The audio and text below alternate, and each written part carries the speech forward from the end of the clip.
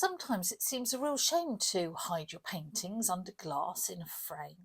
So I wanted to show you a new way of presenting your works on paper, and that's by sticking it to a cradle board and then waxing it to protect it. It's really contemporary and it's a lovely way of presenting your work. This little turtle is from a new course I've just launched, and it's painted with an ink resist technique, so if you're interested in that, the link is in the description. My name's Liz Chatterton. I'm a watercolour artist based in Berkshire, and every week I bring you a tip, trick or technique that I wish I'd known about ages ago, and this week it's how to wax your watercolours.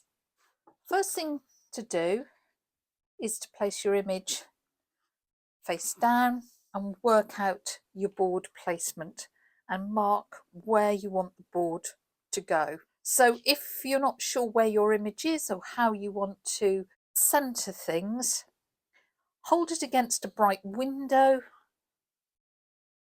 hold it or put it on a light box like this, and then you can measure things out so that it will be accurate. I know my block is 25 by 25.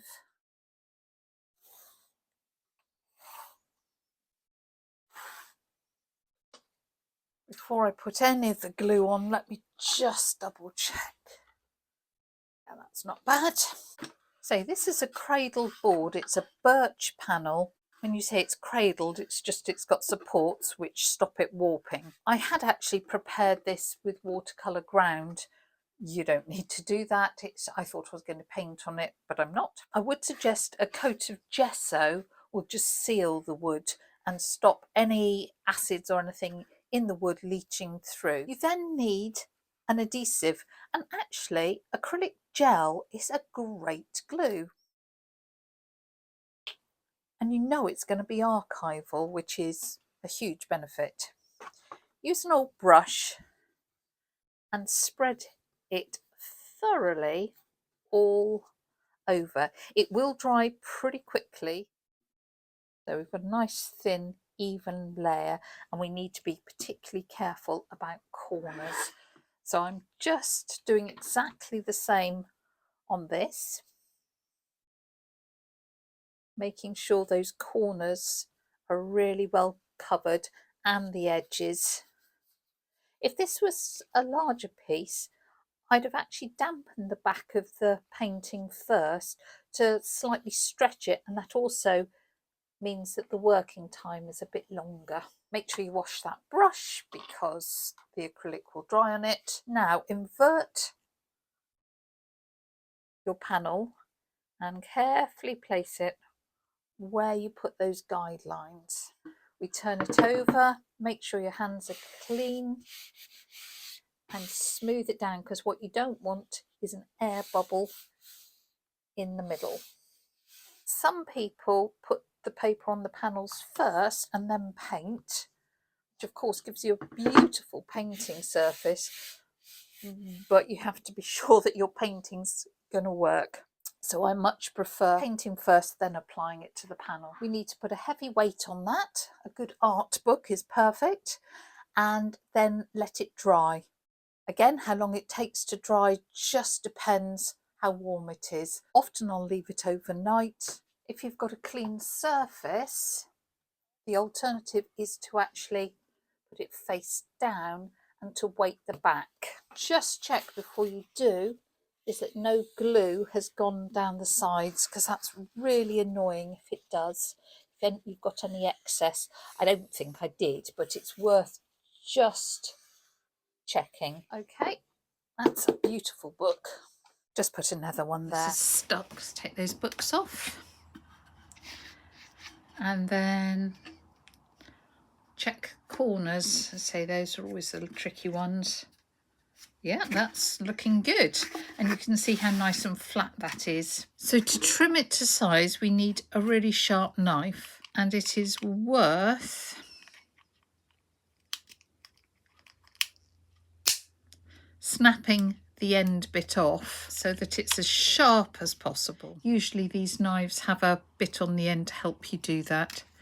and then push it so that we've got quite a long part showing. If you're using a scalpel or an X-Acto knife, get a fresh blade. We'll need to protect our surface, hopefully a cutting mat, but if you haven't got one of those, wooden board, something like that. We're going to press down on the board and slightly angle the knife in to cut the paper at a slight angle, get it flush. Do it slowly, do it a few times rather than try to get through in once, so that we get a really clean cut.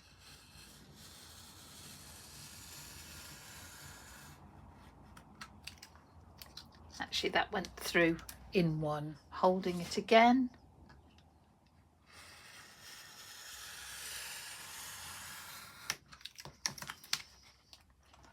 That didn't quite cut through in one. So just do it again.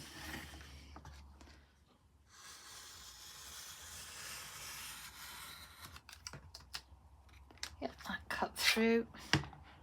Turn it round, press down.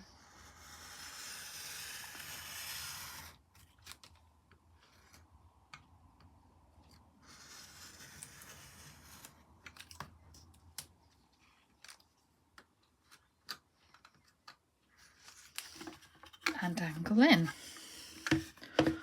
And look at that.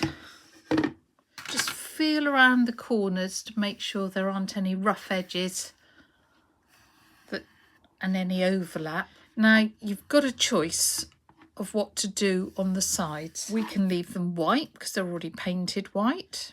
If you hadn't painted them, you could have natural wood on the side. We could paint this black with ink to pick up the black of the top, or we could paint it this burnt orange colour to pick that up. Decisions. So this is actually gouache.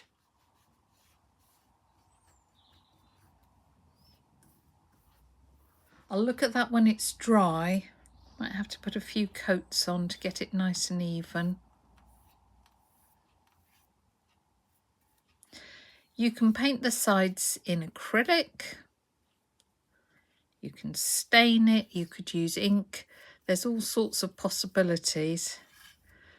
But because I want it to match the front, I'm going to use gouache on this occasion. Obviously you need to be careful right at the edges not to get paint on the front. If you were concerned, then it would be best to paint the edges before you apply the paper. The advantage of painting the edges after is, can you see how the cut edge of the paper is white? You can actually touch up that edge of the paper if you do it this way. Because I'd already coated this block with watercolour ground, it's going on very smoothly. If I'd only gessoed this, I might be having more problems. So that is another thing to take into account when you decide what you're going to paint the edges with. I'm just gently blending in that white edge of the paper.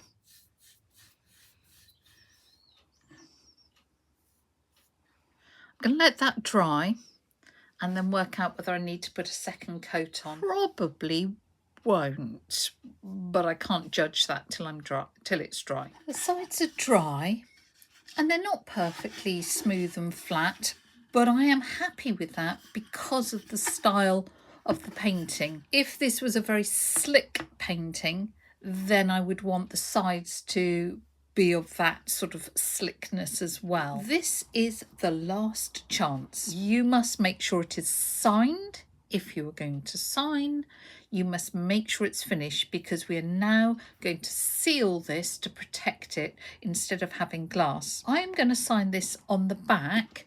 Because of the picture, it can actually hang whichever way you want it to. So I'm going to sign it on the back to give the eventual person the choice of which way to hang it. Now, if you wish to, you can first of all give it a spray with a UV protective varnish. That should be done outside. You've got to follow those tiny instructions, but make sure you do it in a really well ventilated area. If you don't want to use a varnish that has volatile chemicals in it and you want to miss out this stage, you can. The magic ingredient that we are going to use to seal this is Dorland's wax. So Dorland's is an American product made by Jacquard.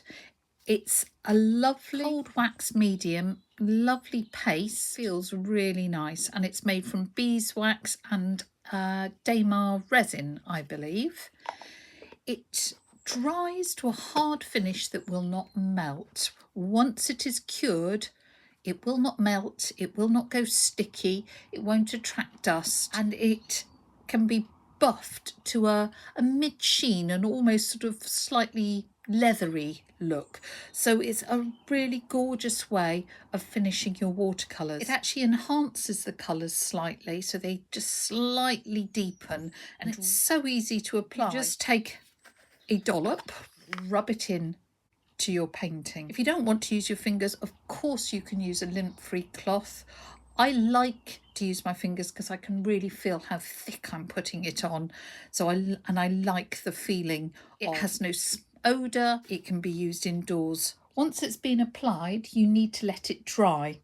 And drying time will again depend on atmospherics and on how much you've put on. I would leave it at least 24 hours before trying to buff it. If when you go to buff it the cloth sticks, it needs more drying time. It's far better to put on a very thin coat and then put on a second thin coat, buffing in between, rather than putting on one thick coat. Putting on two coats means that the chances of you missing a spot are very, very low. So there's my dollop of wax, and I can just apply it. I'm just putting a little bit all over just so that I get that nice and even, and then I rub it in to the surface, and you can hear the difference. That's where there's wax and that's where it's thinner, so there's no wax here, so you can actually hear the difference. If you've got an area that's a bit thick, I just press hard and scrape off the excess. Really pay a lot of attention to edges, make sure they get covered.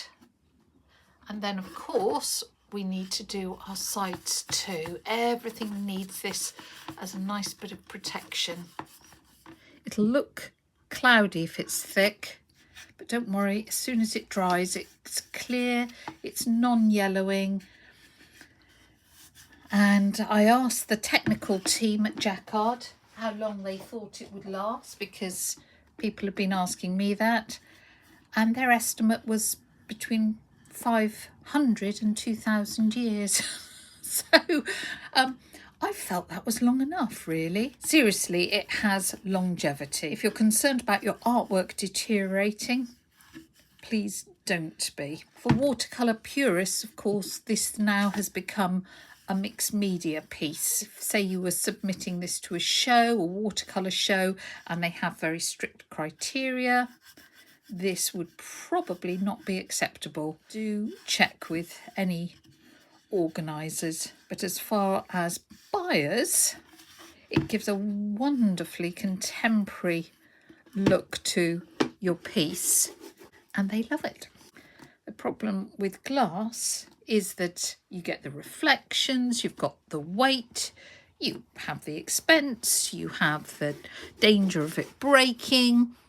So all those things can be a negative, and this is just an alternative way of presenting. That wax layer has now dried, and the way you can tell that is just rub with your hand or a cloth over, and if it doesn't catch, then it is dry. I've actually put a second layer on this, so the first one that you saw me put on dried, and I put another thin layer on top. So the only job to do now is to buff it, which is quite fun.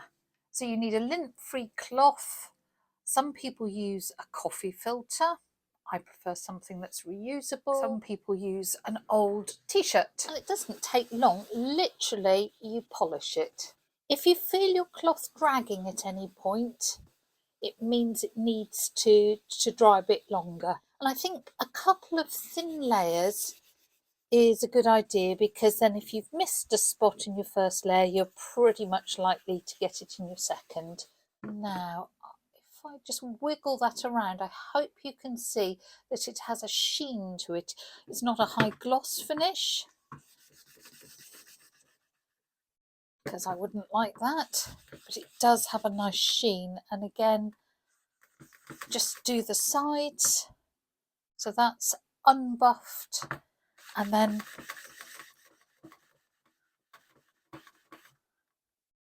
that is how much of a sheen it gets.